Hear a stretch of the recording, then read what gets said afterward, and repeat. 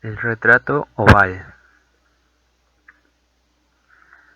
El castillo en el cual mi ayudante se había empeñado en ingresar si fuese necesario a viva fuerza, antes que permitirme pasar la noche al raso, encontrándome herido de gravedad.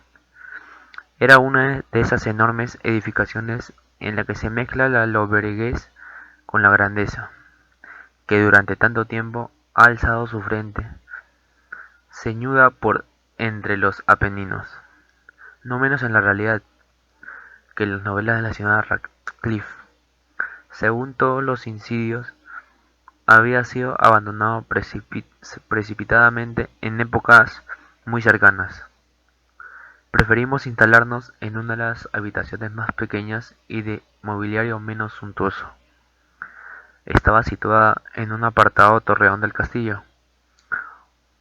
Su ornamentación está rica, pero ya se encontraba ajada y vetusta.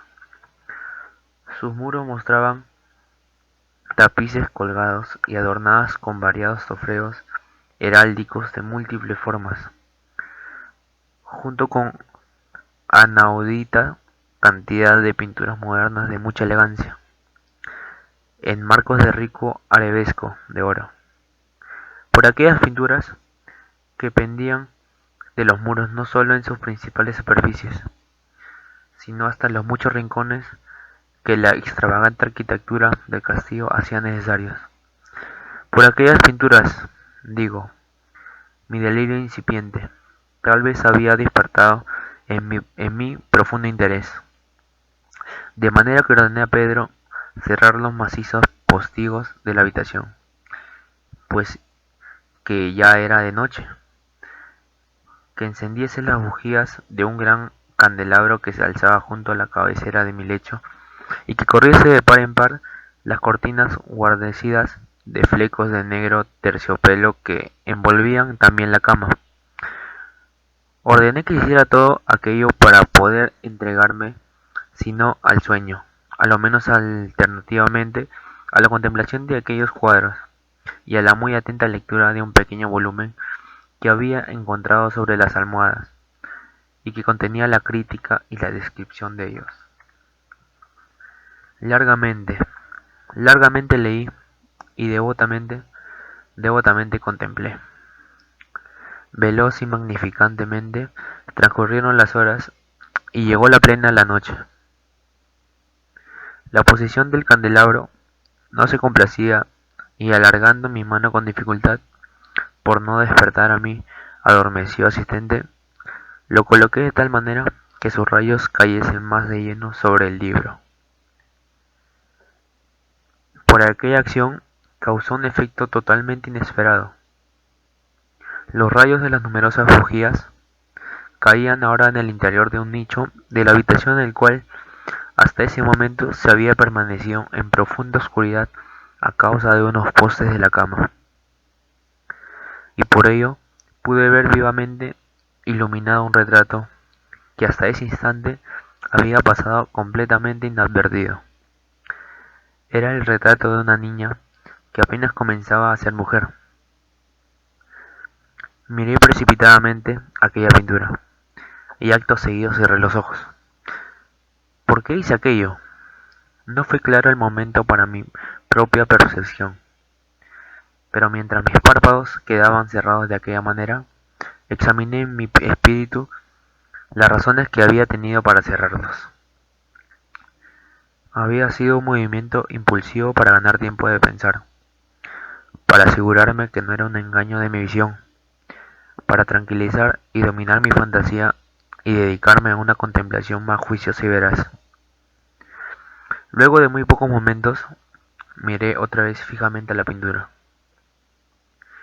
Lo que yo entonces veía con certeza, no podía ni quería ponerlo en duda, porque el primer resplandor de las bujías sobre la tela se habría desaparecido, disipar el soñoliento sopor que se estaba apoderando de mis sentidos, y volverme con sobresalto a la vida despierta.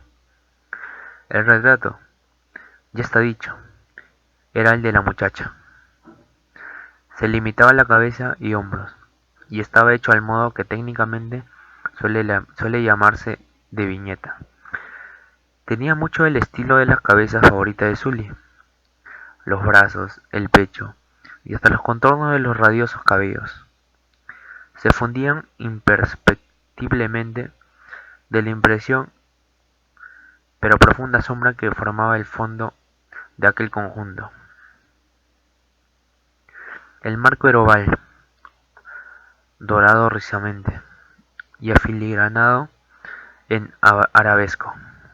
Como pieza de arte, nada podía ser más admirable que aquella pintura por sí misma, pero no era, sin duda, la hechura de la obra ni la inmortal belleza de aquel semblante, lo que tan inesperadamente y con tal vehemencia entonces me había conmovido, y mucho menos podía haber sido de que mi fantasía sacudida de su casi adormecimiento hubiera confundido aquella cabeza con la de una persona viva.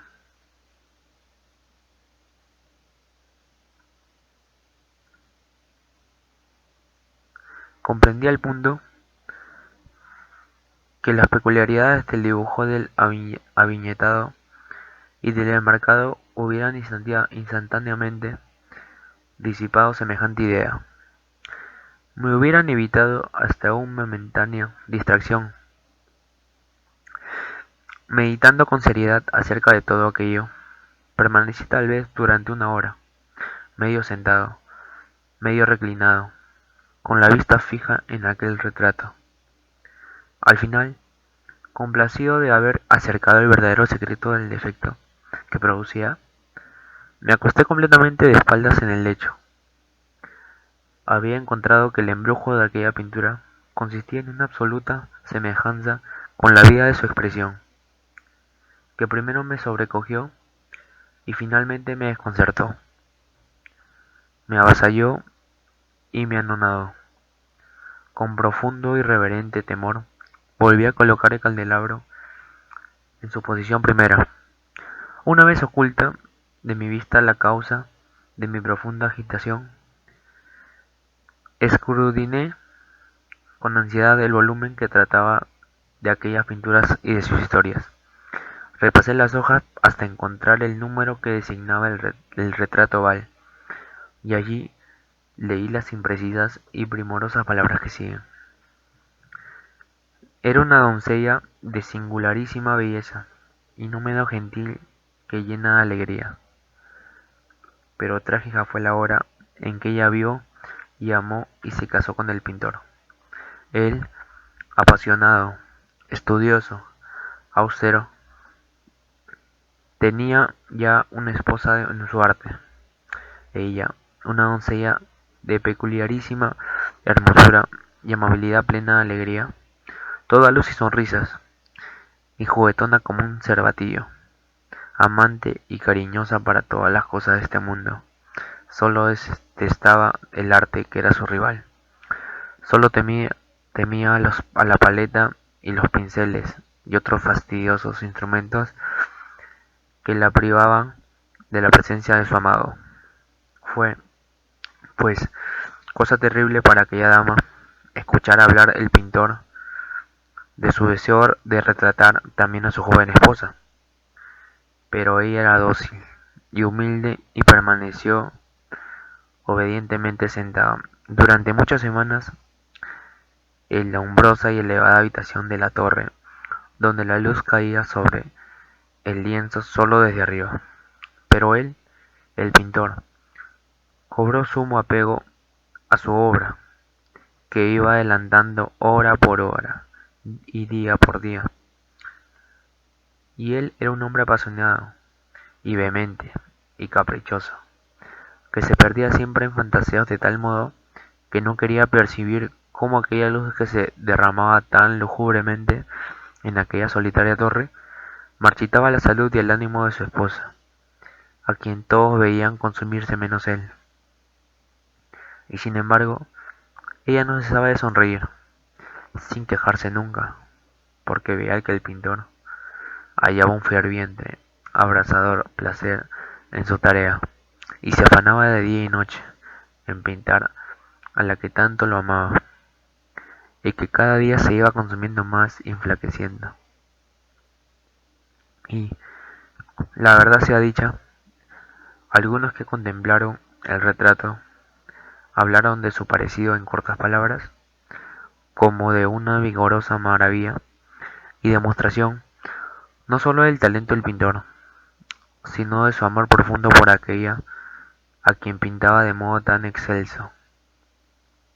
Pero hacia el final, cuando la obra se acercaba más a su culminación, ya no se permitía a nadie en la torre, porque el pintor se había trastornado con el ardor de su tarea, y raramente quitaba los ojos del lienzo ni ya siquiera para mirar el rostro de su esposa, y no quería ver cómo los colores que esparcía en la tela eran arrancados de las mejillas de la que estaba sentada junto a él. Y cuando hubieran pasado muchas semanas más, y quedaba ya muy poco por hacer, salvo una pincelada sobre la boca y un toque en los ojos, el espíritu de la señora vaciló al mismo tiempo como la llama en la concavidad de una lámpara.